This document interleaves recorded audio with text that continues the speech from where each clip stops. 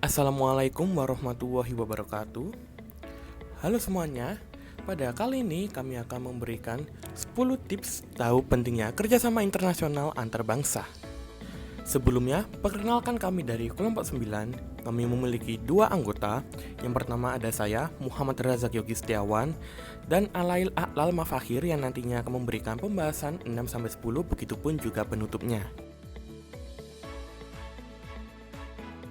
Baik, kita akan memasuki pada pembahasan. Yang pertama, mengenal apa itu GATT dan WTO. General Agreement on Trade and Trade atau GATT adalah suatu perjanjian multilateral yang mengatur perdagangan internasional.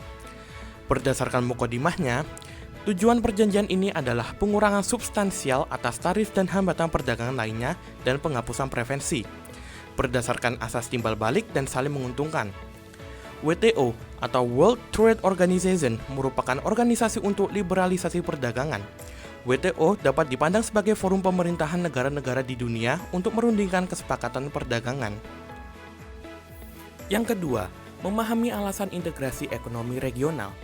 Integrasi ekonomi regional merupakan kerjasama negara-negara yang saling berdekatan secara geografis dalam hal ekonomi, perdagangan, ketenaga kerjaan, investasi asing umumnya, merupakan hal-hal yang dibebaskan dari hambatan untuk dilakukan antar negara-negara anggota. Alasan integrasi ekonomi regional untuk di bidang ekonomi dan politik adalah karena ketidakpuasan terhadap sistem kerjasama internasional, khususnya WTO, dan sistem-sistem yang merugikan negara-negara berkembang dan hanya menguntungkan negara-negara maju tertentu. Yang ketiga, mengetahui dampak integrasi ekonomi kepada perusahaan. Yang pertama, suku bunga rendah. Yang kedua, stabilitas ekonomi mendorong perencanaan jangka panjang. Yang ketiga, risiko rendah mendorong perdagangan antar negara. Yang keempat atau yang terakhir, hilangnya nilai tukar akan merangsang perdagangan dan investasi. Yang keempat, mengenal Uni Eropa. Uni Eropa adalah organisasi antar pemerintahan dan supranasional yang beranggotakan negara-negara Eropa. Sejak 31 Januari 2020, Uni Eropa beranggotakan 27 negara. Persatuan ini didirikan atas nama tersebut di bawah Perjanjian Uni Eropa pada 1992. Organisasi internasional ini bekerja melalui gabungan sistem supranasional dan antar pemerintahan. Di beberapa bidang, keputusan-keputusan ditetapkan melalui musyawarah dan mufakat di antara negara-negara anggota. Dan di bidang-bidang lainnya, lembaga-lembaga organ yang bersifat supranasional menjalankan tanggung jawabnya tanpa perlu persetujuan anggota-anggotanya. Dan berikut ini adalah 27 negara yang telah bergabung dengan Uni Eropa sejak 31 Januari 2020. Yang kelima, pasar bersama Uni Eropa. Pasar bersama Uni Eropa adalah yang paling terkenal. Pembentukan pasar ini bertujuan untuk menyediakan pergerakan bebas barang, modal, jasa, dan tenaga kerja di dalam Uni Eropa. Ada sejumlah karakteristik pasar bersama, termasuk yang pertama, tarif, kuota, dan semua hambatan terkait ekspor dan impor barang dan jasa di antara anggota pasar bersama dieliminasi. Yang kedua, pembatasan perdagangan umum seperti tarif di negara lain diadopsi oleh semua anggota pasar bersama. Yang ketiga, faktor-faktor produksi seperti tenaga kerja dan modal dapat bergerak dengan bebas tanpa batasan di antara negara-negara anggota. Di tahun 1954, ke 6 negara yaitu Jerman, Prancis, Italia, Luxembourg, Belgia, dan Belanda.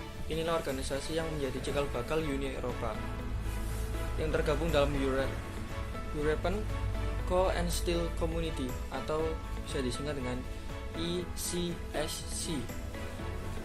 Menandatangani perjanjian Roma membentuk European Economic Community atau EEC, Masyarakat Ekonomi Eropa. Tujuan EEC adalah membentuk pasar bersama. Pihak-pihak penandatanganan sepakat untuk menghapus bea impor dan berbagai jenis pajak, serta regulasi dalam transaksi ekonomi, lalu lintas barang dalam lalu lintas penduduk antar negara. Dengan berakhirnya Perang Dingin, berakhirnya pula konflik antar blok barat dan blok timur.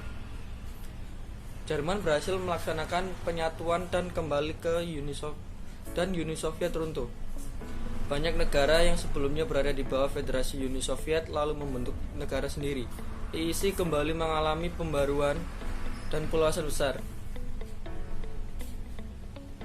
Di tanggal 1 November tahun 1993, negara-negara IIC menyepakati perjanjian Maastricht untuk membentuk Uni Eropa. Dalam perjanjian itu disepakati kerjasama dalam bidang peradilan dan keamanan dalam negeri. Selain itu, di Maastricht disepakati juga pembentukan mata uang bersama yang bisa kita kenal sekarang dengan euro. 7. Mengenal perdagangan NAFTA, North American Free Trade Agreement atau NAFTA adalah perjanjian yang ditandatangani oleh pemerintah Kanada, Meksiko, dan Amerika Serikat yang menciptakan blok perdagangan di Amerika Utara. Tujuan NAFTA adalah untuk mendorong aktivitas ekonomi antara Amerika Serikat, Meksiko, dan Kanada.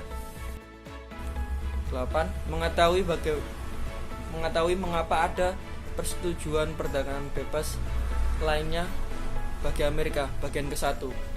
Amerika Serikat atau AS telah melibatkan diri dalam beberapa kerjasama perdagangan bebas dengan sejumlah mitra dagangannya di berbagai kawasan, baik secara bilateral, trilateral, hingga multilateral. Secara trilateral terefleksi atas keterlibatannya dalam perjanjian perdagangan bebas kawasan Amerika Utara bersama Kanada dan Meksiko melalui North Atlantic Free Trade Agreement atau NAFTA. Upaya kerjasama perdagangan bebas tersebut sebagai fokus utama kebijakan luar negeri Amerika Serikat yang diterapkan sejak abad ke-19. Dalam hal ini, Amerika Serikat akan terus memperluas nilai-nilai liberalisasi perdagangan bebasnya secara masif di berbagai belahan dunia. Mengetahui mengapa ada persetujuan perdagangan bebas lainnya bagi Amerika bagian 2. Akan tetapi Amerika Serikat pada era Donald J. Trump atau biasa kita sebut Trump adalah perubahan signifikan dalam tata kelola kebijakan luar negeri Amerika Serikat yang ditandai adalah keengganan dalam menjalankan berbagai kerjasama. Hal ini tercermin atas beberapa kebijakan kontroversialnya. Salah satunya adalah memberikan ancaman untuk menarik partisipasi Amerika Serikat dalam perjanjian perdagangan bebas termasuk NAFTA. 9. Mengenal perdagangan kawasan Asia Pasifik. Kerjasama ekonomi Asia Pasifik atau biasa yang kita sebut dengan Asia Pacific Economic Cooperation atau disingkat APEC adalah forum ekonomi 21 negara lingkar Pasifik yang bertujuan untuk mengukuhkan pertumbuhan ekonomi, mempererat komunitas, dan mendorong perdagangan bebas di seluruh kawasan Asia Pasifik. Dikutip dari situs Kementerian Luar Negeri Republik Indonesia, tujuan APEC adalah mendorong pertumbuhan ekonomi dan meningkatkan kesejahteraan di Asia Pasifik. 10. Mengetahui perdagangan bebas di Asia Tenggara. Kawasan perdagangan bebas di ASEAN atau biasa disebut ASEAN Free Trade Area atau AFTA adalah sebuah persetujuan oleh ASEAN mengenai sektor produksi lokal di seluruh negara ASEAN. Ketika persetujuan AFTA ditandatangani resmi, ASEAN memiliki 6 anggota yaitu Brunei, Indonesia, Malaysia, Filipina, Singapura, dan Thailand. Dengan memiliki tujuan yakni 1. Meningkatkan daya saing ASEAN sebagai basis produksi dalam pasar melalui penghapusan bea dan halangan non-bea dalam ASEAN. Menarik investasi asing langsung ke ASEAN. Terima kasih. Sekian dari kelompok kami, kurang lebihnya mohon maaf. Wassalamualaikum warahmatullahi wabarakatuh.